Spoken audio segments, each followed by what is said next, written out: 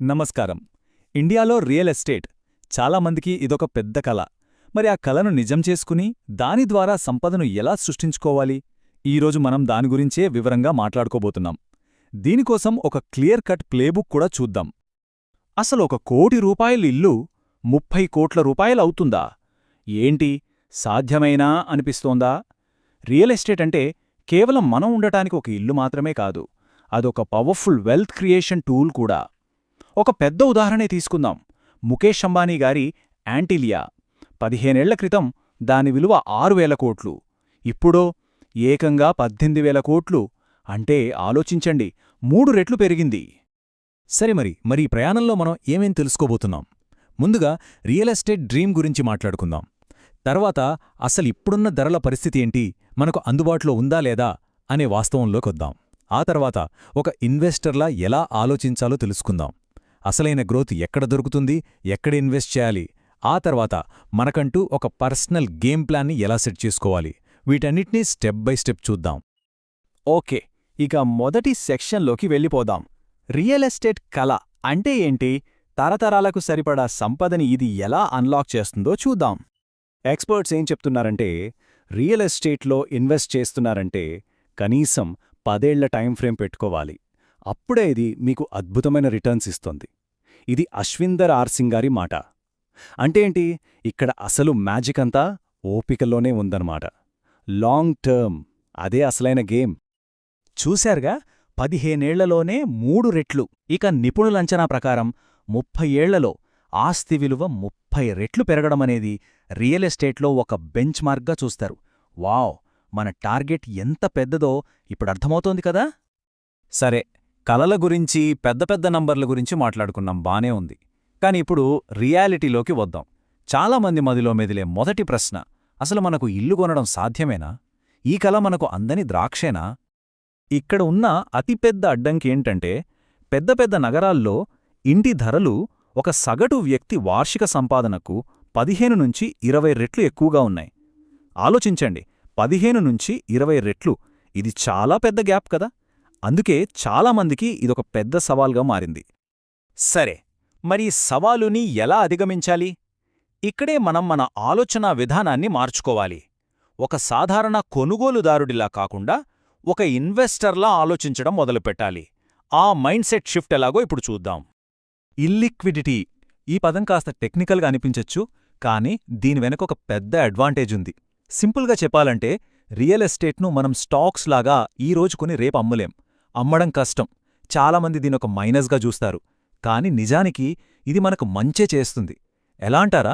చిన్నగా ధర పెరగగానే అమ్మేయాలనే మన తొందరపాటునిది కంట్రోల్ చేస్తుంది. మనల్ని బలవంతంగా లాంగ్ టర్మ్ ఇన్వెస్టర్గా మారుస్తుంది. సో ఇదొక వరమన్నమాట. ఎక్కడే స్పెక్యులేటర్కి, లాంగ్ టర్మ్ ఇన్వెస్టర్కి మధ్య తేడా స్పష్టంగా కనిపిస్తుంది. ఒక స్పెక్యులేటర్ ఏమడుగుతాడు, నాకు ఎంత రిటర్న్ వస్తుంది అని. అదే ఒక నిజమైన ఇన్వెస్టర్ ఏమడుగుతాడు, అన్ని రూల్స్ ప్రకారం ఉన్నాయా, కంప్లయన్స్, గవర్నెన్స్ ఓకేనా అని. చూసారా తేడా? షార్ట్ టర్మ్ లాభాల కన్నా ఫండమెంటల్స్, క్వాలిటీ చాలా ముఖ్యం. రైట్, మైండ్ సెట్ మార్చుకున్నాం. మరిప్పుడు డబ్బు ఎక్కడ పెట్టాలి, అసలైన గ్రోత్ ఎక్కడ దొరుకుతుంది? దానికి సమాధానం ఇన్ఫ్రాస్ట్రక్చర్ని ఫాలో అవడమే. ఇది ఒక గోల్డెన్ రూల్. బాగా గుర్తుపెట్టుకోండి. రియల్ ఎస్టేట్ విలువ దేనివల్ల పెరుగుతుంది? కనెక్టివిటీ వల్ల. రోడ్లు, ఎయిర్పోర్ట్లు, బ్రిడ్జ్లు, ఇవన్నీ ఎక్కడైతే కొత్తగా కడుతున్నారో అక్కడ ఇన్వెస్ట్ చేయాలి. అన్నీ ఆల్రెడీ వచ్చేసిన చోట కాదు, ఎందుకంటే ఫ్యూచర్ గ్రోత్ అంతా అక్కడే ఉంటుంది. ఒక రియల్ ఎగ్జాంపుల్ చూద్దాం. వాషీ కథ. 10 ఏళ్ల క్రితం అక్కడ కనెక్టివిటీ సరిగ్గా లేదు. అప్పుడు స్క్వేర్ ఫీట్ ధర సుమారు 5,000. ఇప్పుడు అటల్ సేతులాంటి మెగా ప్రాజెక్టుల వల్ల కనెక్టివిటీ అద్భుతంగా మారింది. దాంతో ధర ఏకంగా 20,000కు పెరిగింది. కనెక్టివిటీ పెరిగే కొద్దీ ఇలాంటి కొత్త కొత్త సబర్బ్లు పుట్టుకొస్తూనే ఉంటాయి. మనం వాటిని ముందుగా పసిగట్టాలి. సో అలాంటి గ్రోత్ ఎక్కడుంది? ఇక్కడ కొన్ని ప్రామిసింగ్ టైర్ 2 నగరాల లిస్టుంది. నార్త్లో ఇందోర్, లక్నో, సౌత్లో మైసూర్, కొచ్చిన్, వెస్ట్లో నాగ్పూర్, నాసిక్, ఇలా చాలా ఉన్నాయి. ఇండియా అసలైన గ్రోత్ స్టోరీ ఇప్పుడు ఈ నగరాల్లోనే నడుస్తోంది. ఎందుకంటే కొత్త ఉద్యోగాలు, అవకాశాలు ఇక్కడే పుట్టుకొస్తున్నాయి. ఇప్పటిదాకా ఏం చెయ్యాలో, ఎక్కడ చెయ్యాలో చూశాం. ఇప్పుడు దాన్ని మన పర్సనల్ ఫినాన్స్తో ఎలా కనెక్ట్ చెయ్యాలో చూద్దాం. మనకంటూ ఒక పర్సనల్ గేమ్ ప్లాన్ ఎలా ఉండాలి? కొన్ని ఫినాన్షియల్ రూల్స్, నెగోసియేషన్ టిప్స్ గురించి ఇప్పుడు మాట్లాడుకుందాం. గుర్తుపెట్టుకోవాల్సిన మొట్టమొదటి అతి ముఖ్యమైన రూల్ 50% రూల్ ఫర్ డెట్. అంటే మన నెల జీతంలో అప్పుల ఈఎంఐలు అన్నీ కలిపి 50% దాటకూడదు. అందులోనూ హోమ్ లోన్ ఈఎంఐ 30%కి మించకుండా చూసుకోవడం చాలా ఉత్తమం. మిగిలిన 50% మన నెలవారీ ఖర్చులకు, సేవింగ్స్కి ఉండాలి. ఇది పాటిస్తే ఫైనాన్షియల్ స్ట్రెస్ ఉండదు. అయితే ఇక్కడ చాలామందికి ఒక డౌట్ రావచ్చు. నేను ముంబైలోనో బెంగళూరులోనో ఉంటున్నాను, ఇక్కడ ధరలు చూస్తే చుక్కలు కనిపిస్తున్నాయి, నా వల్ల కాదు, మరి నా పరిస్థితి ఏంటి అని.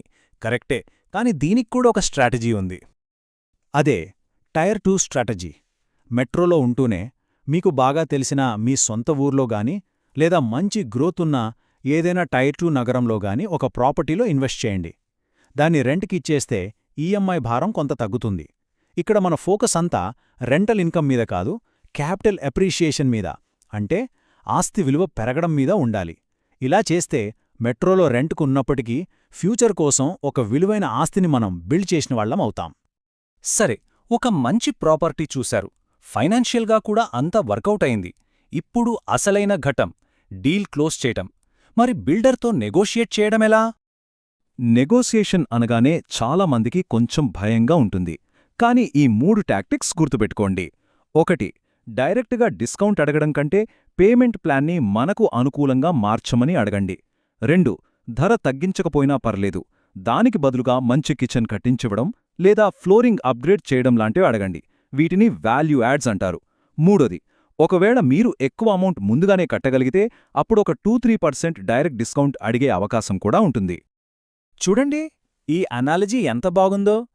రియల్ ఎస్టేట్ తండ్రి లాంటిది, స్ట్రిక్ట్గా ఇల్లిక్విడ్గా ఉంటుంది. అదే క్యాపిటల్ మార్కెట్స్ తల్లి లాంటివి, లిక్విడ్గా మనకు అందుబాటులో ఉంటాయి. మన ఫైనాన్షియల్ పోర్ట్ఫోలియోలో ఈ రెండింటి బ్యాలెన్స్ ఉండాలి. రియల్ ఎస్టేట్ తన ఇల్లిక్విడిటీతో మనకు క్రమశిక్షణ నేర్పిస్తుంది. సో చివరిగా ఒక ప్రశ్న, మనం ఆడుతున్నది ఈ షార్ట్ టర్మ్ స్పెక్యులేషన్ గేమా లేక తరతరాలకు నిలిచిపోయే సంపదను సృష్టించే లాంగ్ టర్మ్ గేమా? ఈ ప్రశ్నకు మనమిచ్చుకునే సమాధానమే మన ఫైనాన్షియల్ ఫ్యూచర్ని డిసైడ్ చేస్తుంది. ఒక్కసారి ఆలోచించండి.